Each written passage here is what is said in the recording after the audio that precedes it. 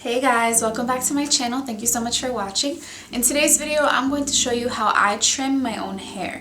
Now, I want to be very careful and give a full disclaimer. This is not going to be a tutorial because I've seen other videos where people trim their own hair and the comments are crazy. I am not a hairstylist, so I'm not going to tell you special techniques. I'm just going to show you what I do to my own hair because people have asked me, and I was actually going to trim my hair yesterday, but I figured why not just record it and show you guys how I do it. Yeah, so I don't want to do a tutorial because I don't want the hair police to come after me. I don't want people to say that's not the right way you cut curly hair. That's not the right way you cut curly hair.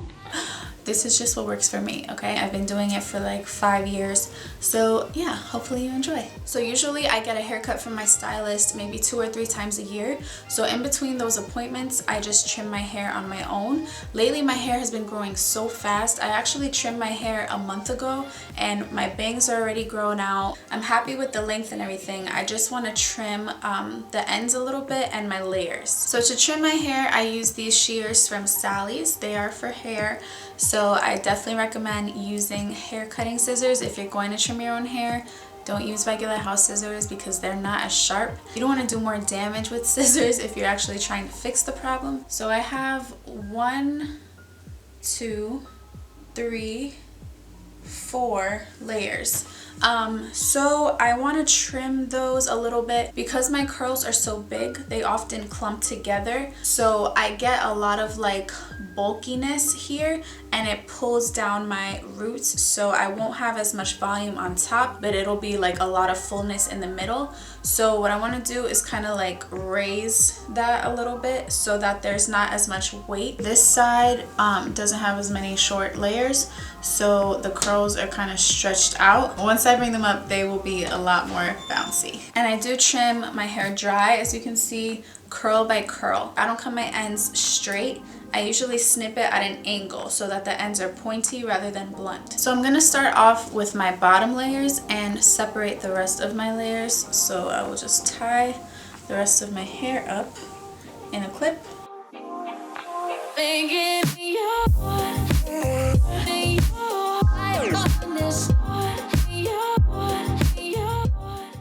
Now I'm just stretching all my ends together and making sure that they are all one length. And if they're not, then I trim off the ends that are sticking out longer than the rest. So I just trimmed off like 1/2 inch. You cutting your hair live on YouTube? Live. Damn. It ain't live. You just saw my camera. You know what I mean? I don't know anything you mean. What if you mess up, yo? If I mess up, then I got it on film. You bald-headed.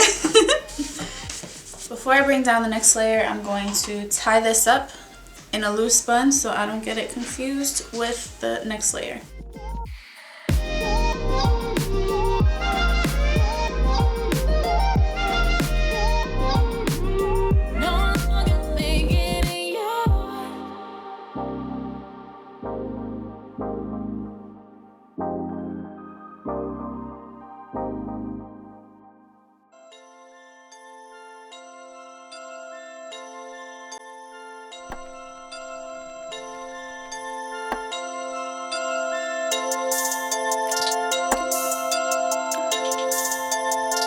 So I'm going to separate my bangs from these layers here. My bangs are long now, really long. So I'm going to trim them up a little bit. Now that it's winter time, I don't mind having bangs that cover my forehead.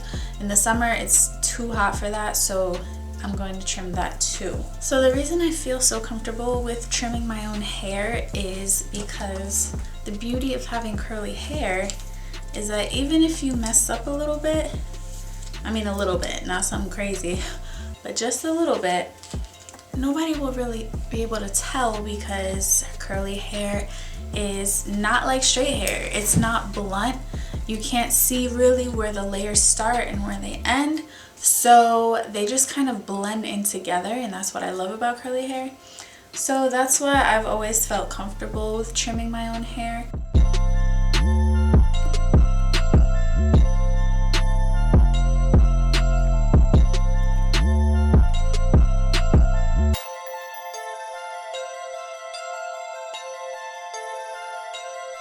So usually when it comes to doing the back of my hair, I put a mirror in front of me and then a mirror behind me. That way I'm able to see the back of my hair and the reflection of the mirror.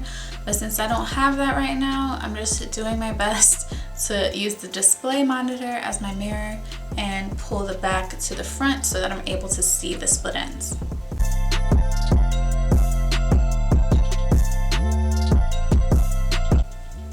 Again, I'm not cutting off a lot at all, so I'm not worried about there being a huge hole or gap in my hair. Just cutting off the very ends. Now I'm gonna trim my bangs. As you can see, they are super long.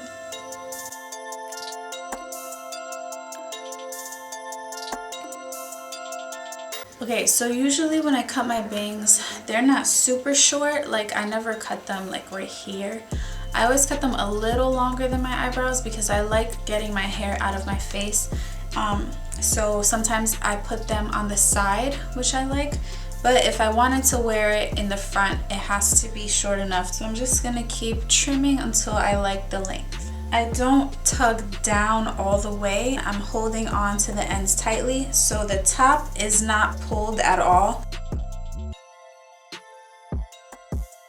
So the reason I wanted to trim my hair yesterday is because my stylist is busy until I think 2 weeks. So I didn't want to wait that long to trim my bangs and my hair. Because like I said, now that it's getting cooler, I don't mind having bangs. I think they're cute. So I figured I'd just trim my hair, and then when I see her, I'm going to get my roots done and a little trim if necessary. Alright, I think this is good. Now I'm gonna let down the rest of my hair. Alright, now that my hair is taken down, I'm already liking the way my bangs look to the side because cutting it shorter gives it more volume now.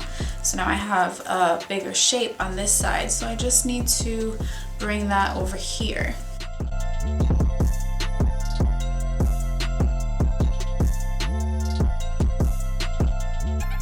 So I'm just gonna take some curls and cut them a little shorter to bring some fuller layers. I know this looks crazy, but I do it all the time.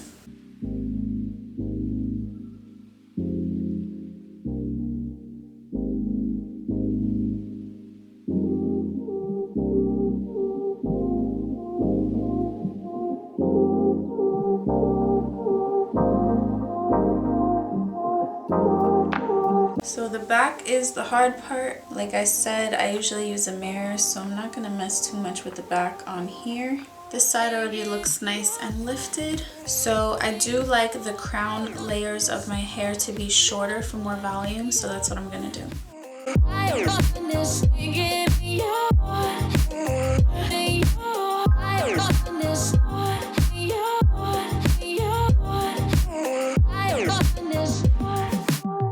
If I do a shorter layer on the side like this, I try to line it up with the back layer so that they could be even.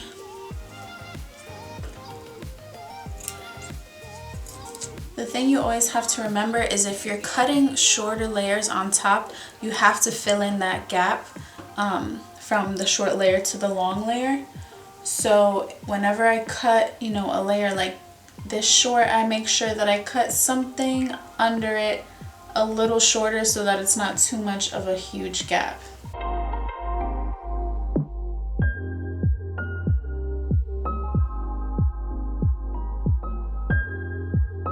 You already see my curls forming more.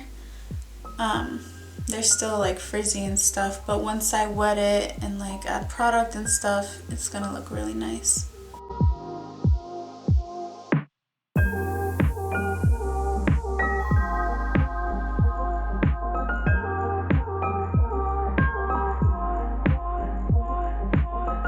What a difference already just from the beginning of the video. My hair was a lot flatter on top, and now I got some shape to my hair. So right now, of course, my hair is frizzy and undefined because During the cutting process, I lightly rake my curls through just to make sure that I'm getting one curl and not two, because my curls tend to stick together and a lot of times I have to separate them. But overall, I love it. It already feels so much lighter right here. Like it's not weighed down as much as it was before.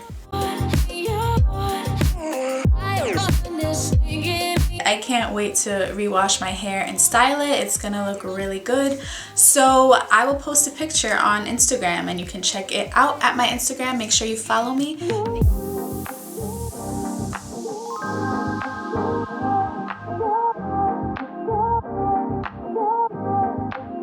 So if you guys like this too, don't forget to give this video a thumbs up. Again, this is not a tutorial. I'm being very careful with saying that. I just want to show you guys how I trim my hair in between my haircut appointments. Leave a comment and tell me what you guys think. And don't forget to subscribe to my channel for more videos. You can hit the bell right next to the subscribe button and it will give you a notification every time I post a video so you don't miss anything. Thank you guys so much for watching and I will talk to you in my next video.